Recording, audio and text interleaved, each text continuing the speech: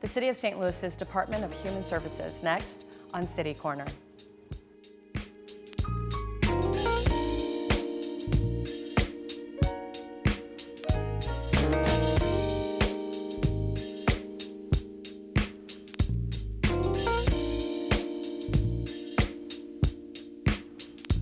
I'm Sarah Thompson, and welcome to City Corner. The City of St. Louis's Department of Human Services has a new director, and she joins us today. And we're also going to be talking about homelessness in St. Louis, and we're going to tie that into SLATE and some of the programs that they have and how that's affecting their programs. So today I'm joined by Irene Agustin. She is the new Director of Human Services, and Amy Lesmeister, who's an HPOG case manager with SLATE. Thank you both for being here. Thank you. And congratulations to you. This is, we're already with the department, but you've now been director for just over a month now? No, actually a week and a half. Oh, is it really just a week and a half? I feel like the announcement came Yeah. You know what? I guess you're right. It just came last month. It feels like maybe a little bit longer, but maybe because you've been with the department for a long time. But congratulations. Thank you. Why don't you tell people at home who are listening a bit about your background too, because you were working with the Homeless Services Division. Is that correct? Before? Yes. So I was with the Department of Human Services as the Chief Program Manager with the Homeless Services Division, and I was in that role for 2 years. But prior to that, I spent a majority of my career in nonprofit, working with very vulnerable populations, people experiencing homelessness, vulnerable men, women, and children. And so in terms of human services, I've spent a lot of time working with those populations. And so to me, especially what drives me is really, I feel that everyone should have every opportunity to achieve the most out of life. And I know that people that are really struggling, especially those that are at risk or experiencing homelessness, really have a harder time doing that. And I think that any community that we live in, that we should have a system there to help people through those crises so that they can continue to succeed and thrive. And so that is what drives me every day. I'm very excited to be the Director of Human Services and to continue working in the St. Louis community and helping those that are in need. And such important work, and I know it's tireless work, but continue the good work. To set the stage, and before we really delve into this topic with addressing the homeless issue in St. Louis, can you give people, when we hear Department of Human Services, it seems like a lot, and there are divisions, but give people kind of an overview of really what the department does and those different divisions? Sure. So within the Department of Human Services, we have 5 divisions. It ranges from working with youth and families all the way to the St. Louis Area Agency on Aging. We have the Office on the Disabled, Veteran Services, and of course Homeless Services. Okay, so it's covering a broad range. I think now it continues to come up. I mean, homelessness is always going to be an issue in St. Louis. What's the before we get into the different approaches and what's being done, and we're going to get into some of those details, how can you sort of address the landscape? Like, where are we right now in the city of St. Louis with that issue and that number too? In terms of homeless services? So according to our last point in time count, which the U.S. Department on Housing and Urban Development, which is the federal department that funds a lot of the homelessness and housing initiatives in communities across the nation, for St. Louis, within the city of St. Louis, we had just a little over 1,300 individuals that were either residing in the shelter or were unsheltered on I believe it was January 25th last year. And from there, we look at it every single year to see if we're continuing to drive those numbers down. And that's important because within our community, we need to have a system in place to respond to people that are at risk or experiencing homelessness. And so tracking data is important in our ability to get a sense of how well or not what we're doing. And it seems like, and I think what we're really going to get into today is people are struggling. I mean, people might have jobs, but it just takes that one, something happens, a family member gets sick or something happens, and you can very quickly slip into a situation where you have no place to stay. And I think, Amy, this is a great chance to bring you into the discussion and looking at SLATE and specifically with some of the programs that you have. Can you give us some of the issues that some of the students that you're working with that they're facing? It ranges so much. It's from transportation to basic housing. We've got LPN students that are really excited about starting their new career, but in order to do that, they have to give up a lot of hours at work in order to be able to do their training and go to school, which kind of hits them about 3 weeks into it, where they're worrying about utility bills, whether they're going to be able to pay for rent. We've had people that are really trying to, they just want to make a better life for their kids, and they're just slipping through the cracks. And we hear all these stories every day, and we love to have more resources just to be able to pass on to our clients that we have. Because on one end, obviously, with SLATE and the programs that you're doing, you are working to help people find employment or to sort of increase their skills in their career and move further along in their career. So on one end, that's functioning, that's working, there's something that's in place for that, but then these things happen where if you can't pay your bills or something happens, you lose your job. Now how do you continue that education, pursuing that career or that to get you to that next level when you potentially don't have anywhere to stay now, where you don't have it? I mean, what then becomes where we're at now? Is it about finding the right strategy and the tactics it's just a changing need, right? There's always something that offsets to increase the homeless rate in St. Louis or decrease it. And so what is sort of the approach right now, or what's the strategy right now with what your department is looking at to address this? Sure. So in terms of people that are at risk or experiencing homelessness, really it comes down to housing.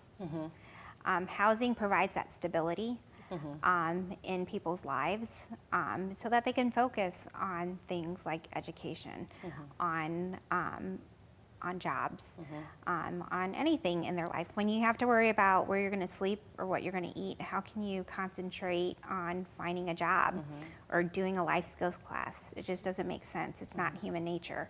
And so the approach that the City of St. Louis, along with our partners at the St. Louis City Continuum of Care, and with HUD, it's a HUD best practice, is we're focused on housing first. How do we quickly connect people into housing?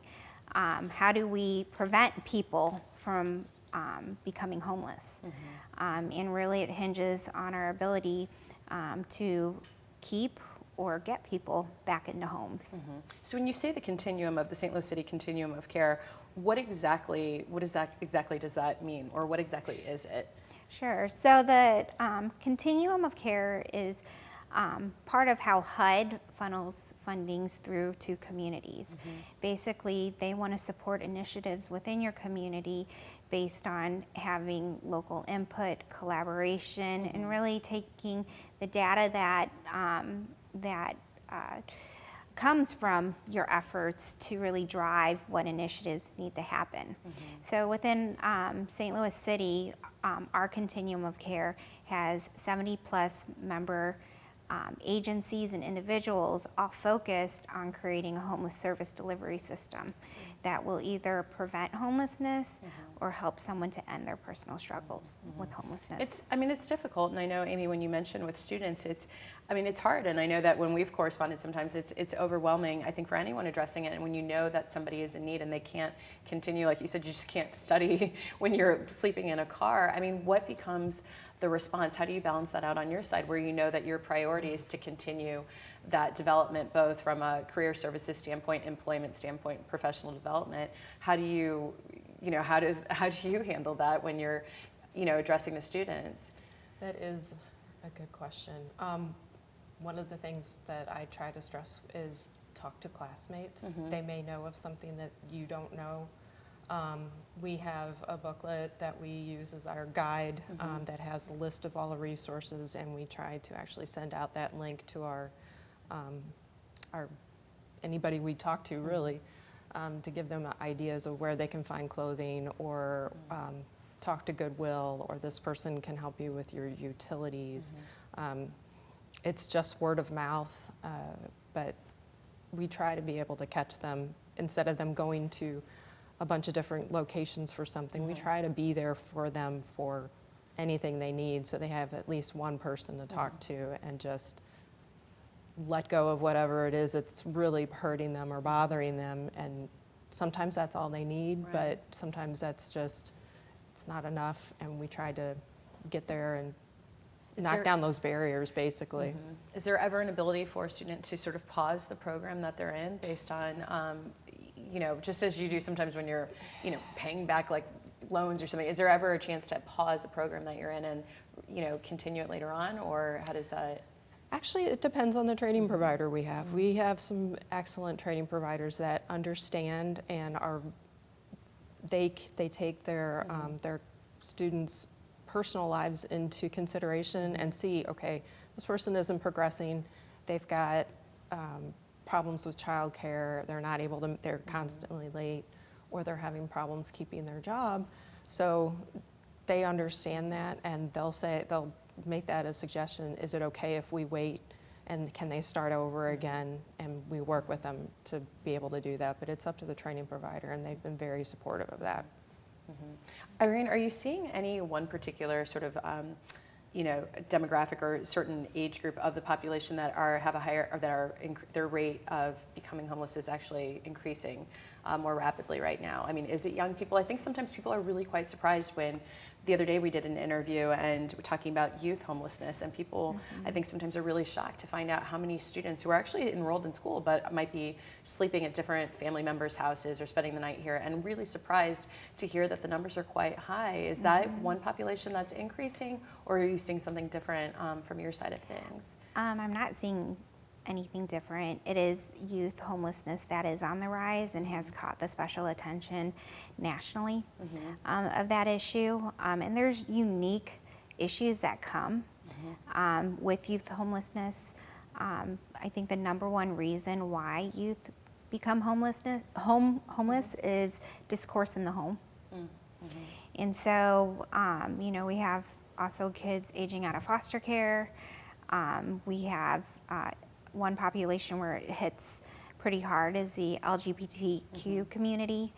And then even with finances, once you hit 18, some parents think it's time for you to figure your life out on your own. And so, and that all adds into that influx that we've seen over the last few years. And in all honesty, there wasn't a lot of data around it until just a few years ago. I want to continue this discussion. We're going to have to take a quick break. I've got some information there for you on the screen. That's the City of St. Louis's Department of Human Services. That's their main number. But the next graphic that we're going to have for you is going to be some contact information if you want to reach out. That's an overview of all the divisions, the 5 divisions that fall under. But if you know someone who needs to access emergency shelter or housing assistance, that's the Housing Helpline, 314-802-5444. There's also another number that we're going to show you before we go to break, and that is for the Biddle Housing Opportunity Center. And we're actually going to learn more about that from Irene in our second segment. But the number and the information's right there. But don't go anywhere. We're going to have more right here on City Corner. Stay with us.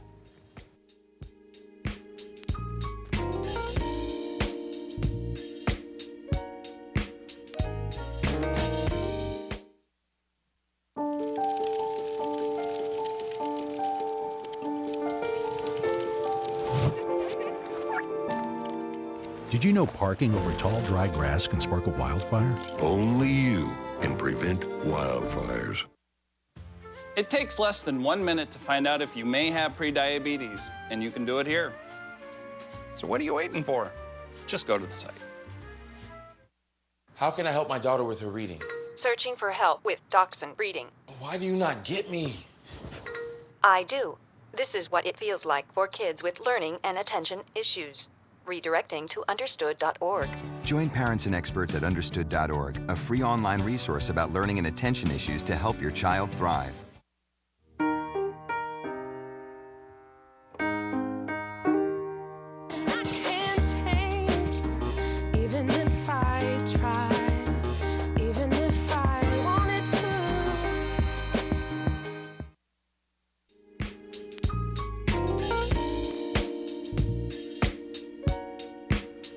Hi, I'm Sarah Thompson, and welcome back to City Corner. Today I've been talking with the new Director of Human Services, Irene Agustin, and Amy Lesmeister from SLATE, who is an HPOG case manager, and I thank you both again for being here. And we've really been focusing today's show on talking about homelessness in St. Louis and how it affects people in different ways. It obviously affects those who are homeless, and with the different departments and divisions with the City of St. Louis. I want to pick back up on the discussion, though. We're obviously focusing where we last left off with was youth homelessness, and you were talking about some of the causes for it. And so really, can you get back into that when we look at why, when we're looking at teenagers, young adults, and an increase in homelessness, what are some of those causes? Sure. Some of the causes that would lead to youth homelessness, and studies show that actually the number one cause is discourse in the home. It could be a kid that came out of the closet and the parents didn't agree. We see that happen a lot. It could be finances, where parents think you're 18, now you got to go figure out your life and do that on your own. And so there's a variety of causes that would lead to youth homelessness. We've been mentioning before, we had a graphic for Biddle Housing Opportunity Center, and I know that's a new city-owned full-service homeless shelter. Can you tell us a bit more about it and what it aims to do? Sure. So the Biddle Housing Opportunity Center is one of our coordinated entry access sites. 2 years ago, the St. Louis City Continuum of Care with the City of St. Louis Department of Human Services as the collaborative applicant, went down the road at looking at our homeless service delivery system and figuring out how do we streamline services so that people that need it can access it.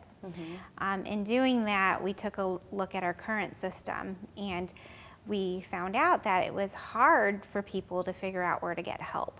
We had a lot of nonprofits out there, but we weren't doing a really good job at coordinating that information and coordinating access to it. And so through our continuum of care, we worked to figure out how do we make that easier. If we as practitioners couldn't figure out how to use the system, how do we expect someone that's experiencing crisis to be able to do that? So in doing that, we basically have 3 kind of access points. One is through calling into a helpline. So we have the St. Louis Housing Helpline that's operated through United Way. So if someone is at risk or experiencing homelessness, they can call and get connected to services, to shelter through that way. The second is through a physical location. And so we have the Biddle Housing Opportunity Center is one of those, and then St. Patrick's Center Welcome Center is the other one. And then the third is through mobile outreach. Reality is some people aren't able or can't call into the helpline or can't get to the Biddle Housing Opportunity Center, St. Patrick's Center. So we have practitioners go out to them. In all those access points, we do the same things. Diversion, we're trying to triage the situation. We do an intake, and then we also do assessment on them. And then all of that together will get them on the housing prioritization list.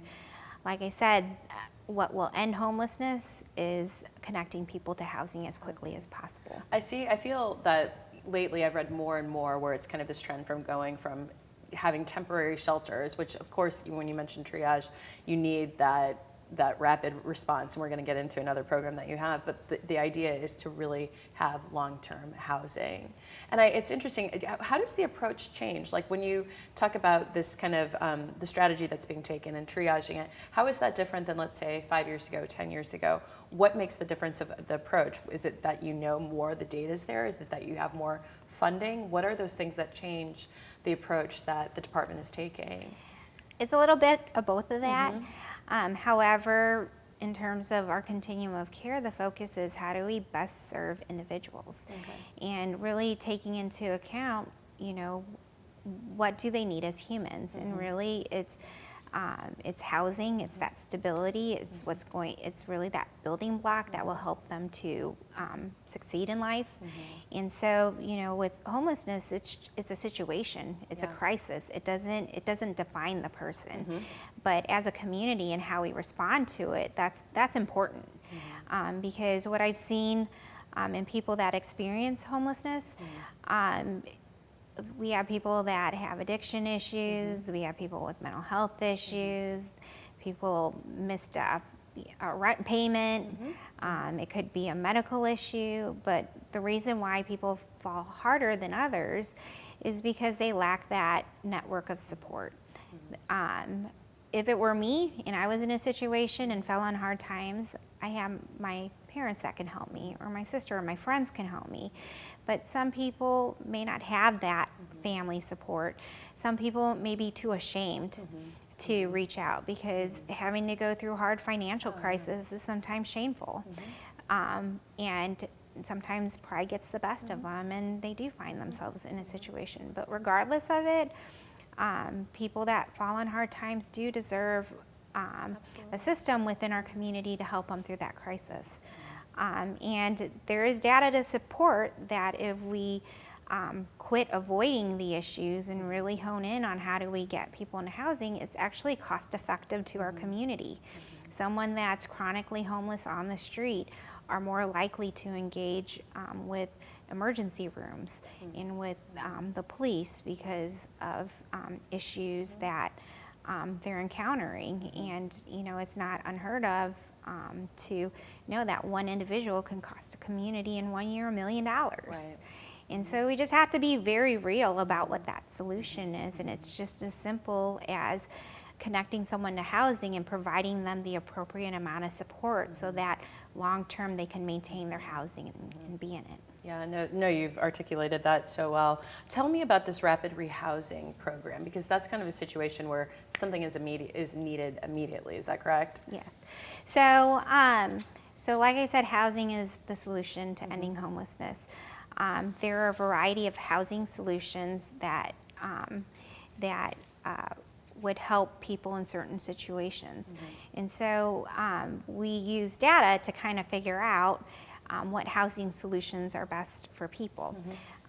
When I came to the city of St. Louis, we had a lot in terms of permanent supportive housing.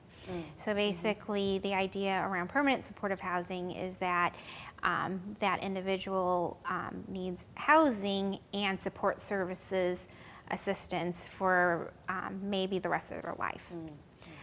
The idea around rapid rehousing, which a number of people fall into that range, is that they need time-limited temporary assistance.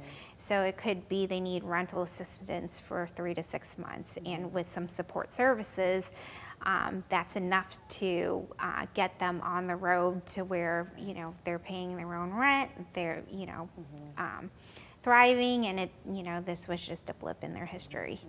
And so we have to provide those variety of housing options that are there.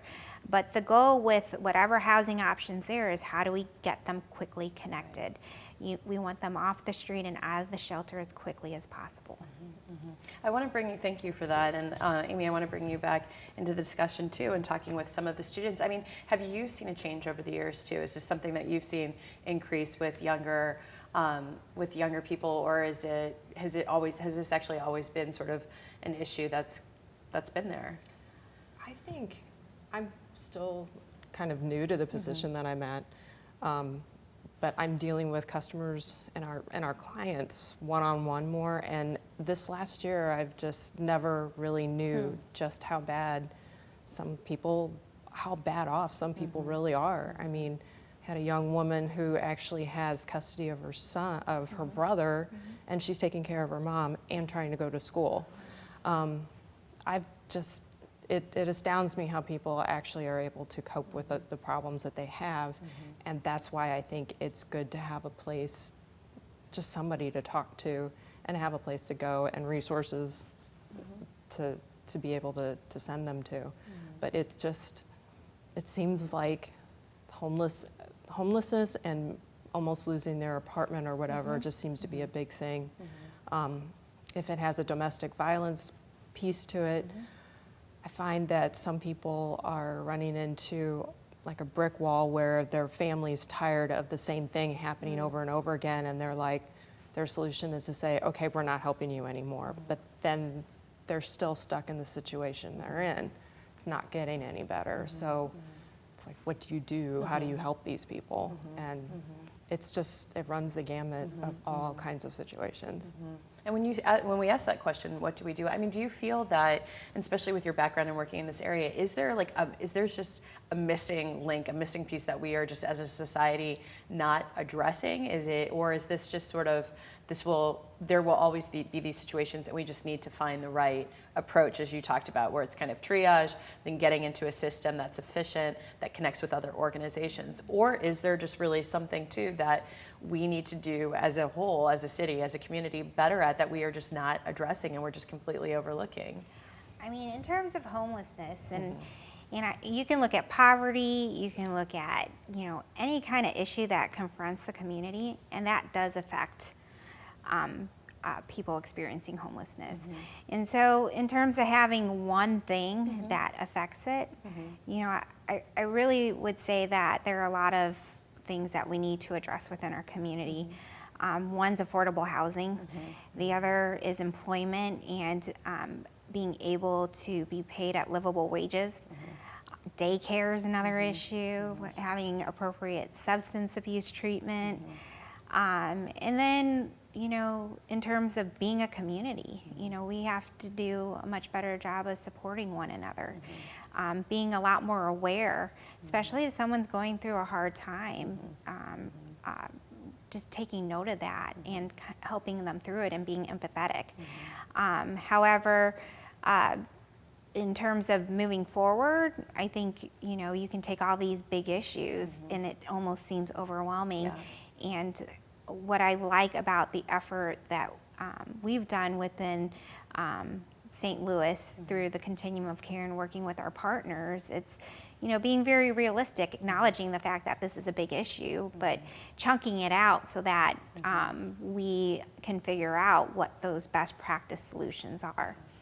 Well, I appreciate you both being here today. And I know, even for the time that we have in this show, there's so much to cover, but I appreciate you kind of coming in here, breaking it down, and congratulations again on your new position. And we look forward to hopefully one day having you back sometime soon. And Amy, thank you for joining us. Thank you. And for those of you at home, we have the information there for you on the screen. That's the City of St. Louis's Department of Human Services. That's their location. You can go to the website, stlouis-mo.gov, and find the Department of Human Services there. This is just an overview of the 5 divisions, if you want to know, that fall under the Department of Human Services. You can also find that on their website. But most importantly, as we've been talking about today, addressing this issue of homelessness, if you know someone who is in need of emergency shelter or housing assistance, please call 314-802-5444. Or if you'd like to reach out to the Biddle Housing Opportunity Center, call 314-612-1675. Thank you again for being here. And thank you at home for watching. And please keep it right here on STL TV, Experience St. Louis.